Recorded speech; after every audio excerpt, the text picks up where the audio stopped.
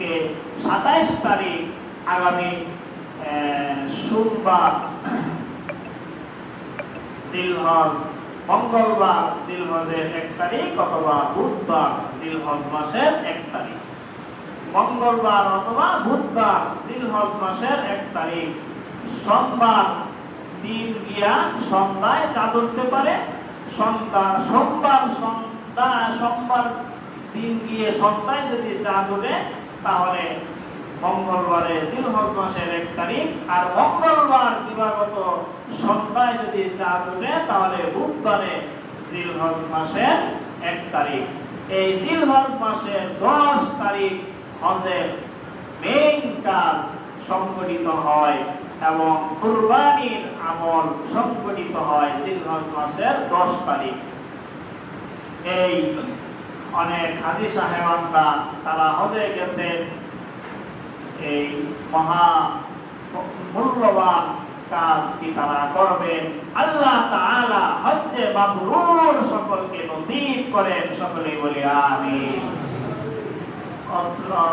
মুদি ব্যবসায়ী ইমরান ভাই তিনিও হজে গেছেন, দোয়া চেয়েছেন, আল্লাহ তাআলা ইমরান ভাইকেও হজ্জে মাবরুর নসিব করেন। সকল হাজী সাহেবদের হজ আল্লাহ তাআলা কবুল করেন, মাবরুর হজ নসিব করেন, সকলে বলি আমিন। মোহতারাম হাজিরিন, এই জিলহজ মাস আসতেছে আমাদের সামনে। এই জিলহজ মাসের 10 তারিখে হজের দিন এবং কুরবানির দিন। আল্লাহ রাসূল সাল্লাল্লাহু আলাইহি ওয়াসাল্লামের হাদিসের মধ্যে আছে, রমজান মাসের পরে জিলহজ মাসের এই প্রথম 10টা দিন, 1 থেকে নিয়ে 10টা দিন, এই 10 দিন হলো আল্লাহ তাআলার কাছে সবচাইতে প্রিয় এই 10 দিনের আমল আল্লাহ তাআলার কাছে। সুবহানাল্লাহ। রমজানের তো আছে, রমজানের পরে এই যে জিলহজ মাস সামনে আসতেছে, মঙ্গলবার অথবা বুধবার 1 তারিখ, এই জিলহজ মাসের প্রথম 10 দিন আল্লাহ তাআলার কাছে রমজান মাসের পরেই বেশি গুরুত্বপূর্ণ। এই জিলহজ মাসের একটা সুন্নাত, একটা মুস্তাহাব আমলের কথা হাদিসের মধ্যে এসেছে। রাসূল আকরাম সাল্লাল্লাহু আলাইহি ওয়াসাল্লাম বলেছেন যে তোমরা যারা কুরবানি করবে, জিলহজের চাঁদ দেখা গেলে তোমরা আর চুল নখ এইগুলো কাটবে না। একেবারে কুরবানি করার পরে চুল নখ এইগুলো তোমরা কাটবে। এটা একটা সুন্নত আমল। এটা যে আমরা যারা নিয়ত করি, একটা সুন্নতের অনেক দাম। এই সুন্নত আমলটা আমরা, মুস্তাহাব আমলটা আমরা করতে পারি। এটা যারা কুরবানি দিবে তারাই না, সকলের জন্যই, যারা কুরবানি দিবে, যারা কুরবানি দিবে না, সকলের জন্যই মুস্তাহাব। জিলহজের চাঁদ দেখা গেলে এই চুল নখ এগুলো আর না কাটা, একেবারে কুরবানির পরে এগুলো কর্তন করা। এটা একটা মুস্তাহাব আমল।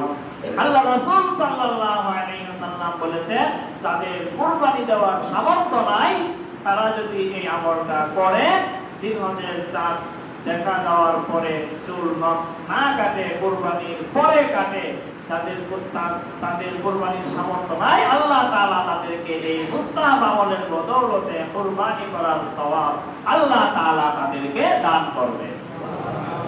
ভাইরা আমার, আর হাজী সাহেবরা চুল নখ এইগুলো তারা কাটে না। এই জন্য আমরা যারা হজে যাইতে পারি নাই, আমরাও যদি তাদের সাথে এই সাদৃশ্যতা অবলম্বন করি, চুল নখ না কাটি, তাহলে আল্লাহ রাব্বুল আলামিন তাদের সাথে আমাদেরকেও এই মহা পুরস্কারে ভূষিত করবেন। এই জন্য এই সুন্নত আমলটা করতে পারি। আরেকটা আমল হলো জিলহজ মাসে এই আমলটা যদি আমরা কেউ করতে চাই, তাহলে সোমবারে চুল নখ এগুলো কেটে ফ্রেশ হয়ে নিতে হবে, কারণ মঙ্গলবারে 1 তারিখ হওয়ার সম্ভাবনা আছে। সেই হিসাবে সোমবারে আমাদেরকে চুল নখ কেটে প্রস্তুতি নিতে হবে। আরেকটা আমল হলো এই জিলহজের 1 তারিখ থেকে নিয়ে 9 তারিখ 9টা রোজা, এই 9টা নফল রোজা অনেক সওয়াব। আগেই বলেছি রমজানের পরে এই 10 দিনের গুরুত্ব আল্লাহ তাআলার কাছে বেশি, সেই হিসাবে এই 9 দিনের রোজা, 10ম দিন তো ঈদের দিন তো রোজা রাখা আরাম, ঈদের আগে 9 দিনের রোজা আল্লাহ তাআলার কাছে অনেক সওয়াব। বিশেষভাবে 9 তারিখের রোজাকে বলে আরাফার রোজা, এই রোজা আরো বেশি সওয়াব। আরেকটা আমল আছে, এই 9 তারিখ আসলে তাকবীরে তাশরিক 13 তারিখ পর্যন্ত, 9 তারিখ ফজর থেকে নিয়ে 13 তারিখ আসর পর্যন্ত তাকবীরে তাশরিকের আমল বিশেষ আমল। এটাও ওয়াজিব, ফরজ নামাজের পরে একবার উচ্চ স্বরে আল্লাহু আকবার আল্লাহু আকবার লা ইলাহা ইল্লাল্লাহু ওয়াল্লাহু আকবার আল্লাহু আকবার ওয়ালিল্লাহিল হামদ। আল্লাহ রাব্বুল আলামিন এই আমলগুলো, কোরআন হাদিসের আমল, পরিচিত আমলগুলো যথাযথভাবে করার তৌফিক দান করেন। মহামূল্যবান মাস জিলহজ মাসের গুরুত্ব আমাদেরকে বুঝার এবং আমল করার তৌফিক দান করেন। সকলেই বলি আমিন। আলহামদুলিল্লাহ।